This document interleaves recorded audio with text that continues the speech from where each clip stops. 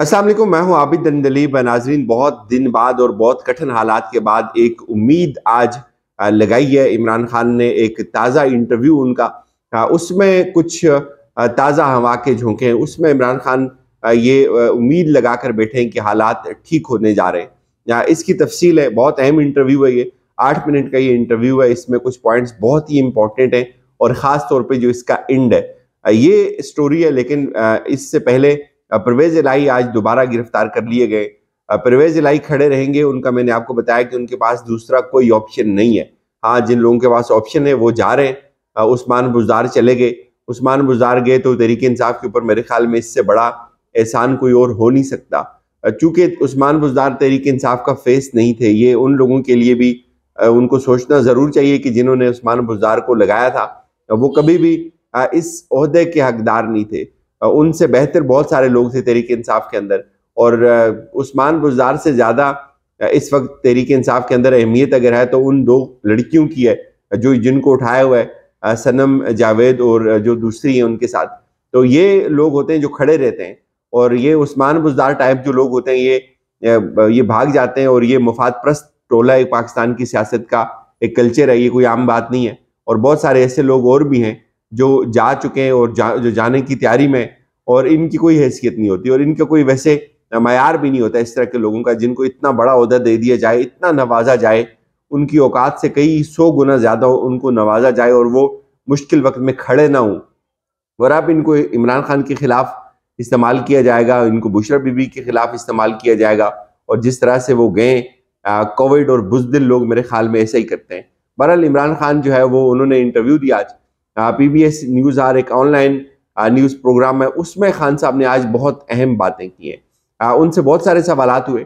एक तो सवाल उनसे हुआ कि ये जो इस वक्त हो रहा है मुल्क के अंदर, आपकी जो सारी क़यादत है वो जेल में है, तो आप इसको कैसे देखते हैं? उन्होंने कहा जी कि बिल्कुल मेरी सारी क़यादत जेल के अंदर है, मेरा जो पार्टी सदर है उसको उठा दिया और मैं इस वक्त बिल्कुल अकेला हूँ, किसी से मुझे मिलने की इजाज़त नहीं है।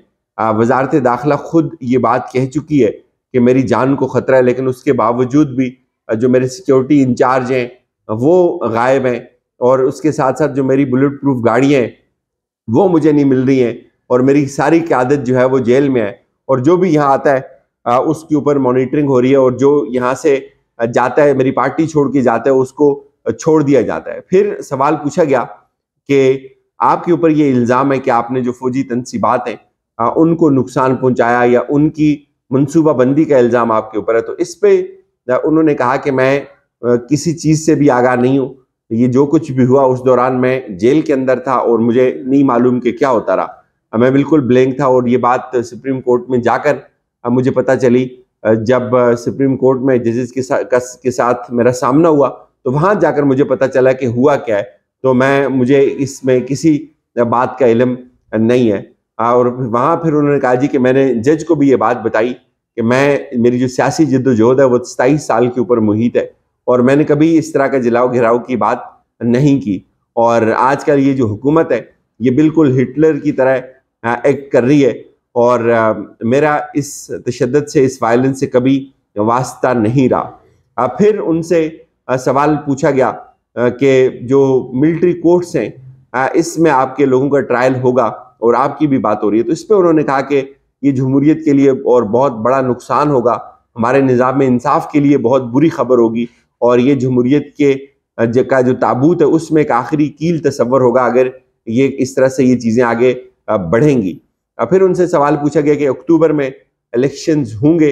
उन्होंने कहा कि मुझे नहीं लगता, अक्टूबर में इलेक्शंस का मुझे नहीं लगता, चूँकि मेरी जो पार्टी है उसकी मकबूलियत बहुत ज़्यादा है। हाँ, अगर ये कामयाब हो गए मेरी पार्टी को तोड़ने में, और इस हद तक ये कामयाब हो गए कि ये अब समझें कि अब तहरीक इंसाफ इलेक्शन नहीं जीत सकती, तो मुमकिन है शायद ये इलेक्शन करवा दें। लेकिन मुझे नहीं लगता, इनका चूँकि मंसूबा है मुझे भी जेलों के अंदर डालना है। और फिर उन्होंने कहा कि फिर सवाल पूछा गया कि क्या अक्टूबर में इलेक्शन के क्या स्टेटस होंगे, तो उन्होंने कहा कि स्टिल अक्टूबर में भी अगर इलेक्शन हूँ तो तहरीक इंसाफ इलेक्शन जीत सकती है। फिर उनसे पूछा गया कि क्या कोई हल है, कोई ऐसा इम्कान है कि आपके मुज़ाकरात हो जाएं, आपकी बातचीत हो? तो वो कहते हैं कि बिल्कुल نہ اس کا امکان موجود ہے، اور اس کا امکان ہے. ہم ریسنٹلی بھی ابھی ہماری جو انگیجمنٹس ہوئی تھی اس میں بھی ہم بڑے قریب پہنچ آئے تھے، لیکن اب بھی اس کا امکان ہے. یہ تو ہر حربہ استعمال کرنے کے اوپر لگے ہوئے، اور یہ ہر حربہ استعمال کرنے کے بعد بھی ناکام ہے. ان کی جتنے بھی حربے تھے وہ انہوں نے استعمال کیے، لیکن پارٹی کی مقبولیت اس وقت بھی جو ہے وہ 70% کے اوپر ہے.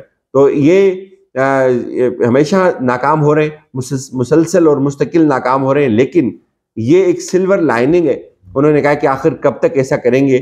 مجھے یقین ہے، مجھے امید ہے کہ الٹیمیٹلی مذاکرات کا ایک دروازہ کھلے گا اور چیزیں کسی حل کی طرف جائیں گی. یہ عمران خان کی جو ایک سلور لائننگ جس کو وہ دیکھ رہے ہیں، بہت سارے لوگ اس کے اوپر بات کر رہے ہیں کہ آخر کب تک حکومت کتنے لوگوں کو اٹھائے گی، کتنے لوگوں سے وفاداریاں تبدیل کرے گی. اور ابھی بھی جو پرویز الہی کو جو اینٹی کرپشن کے لوگوں نے اٹھایا، اینٹی کرپشن کے جو افسر ہیں وہ یہاں آپ کو پتہ ہے بڑے قریب سمجھے جاتے تھے نون لیگ کے، اور یہاں اسلام آباد پولیس میں تھے، اور پھر ان کو چٹھا صاحب کو وہاں ذمہ داری دی گئی. تو یہ لوگ اس طرح ہی کام آتے ہیں. لیکن عمران خان یہ چیز دیکھ رہے ہیں کہ آخر کب تک یہ چیز چلتی رہے گی، اور وہ بڑے پر امید ہیں. میرے خیال میں پہلی دفعہ وہ انہوں نے اس امید کا اظہار کیا کہ ہر حربہ استعمال کرنے کے باوجود بھی ان کی پارٹی، ان کی مقبولیت 70% کے اوپر ہے. اور پھر وہ کہتے ہیں کہ آخر کب تک یہ کریں گے، ایک نہ ایک دن یہ تھک جائیں گے، اور الٹیمیٹلی جو حل ہے وہ مذاکرات کی صورت میں ہے. اب سوال یہ کہ مذاکرات یہاں کون کرے گا؟ آپ اس چیز کو سمجھیں کہ مذاکرات کی جو بات ہوتی ہے، پہلے ایک ٹیم بنی پرویز، یہ جو مذاکرات کی ٹیم سپریم کورٹ کے کہنے کے اوپر بنی تھی، اس میں تحریک انصاف کے شاہ محمود قریشی تھے، فواد چودھری تھے اور علی ظفر تھے.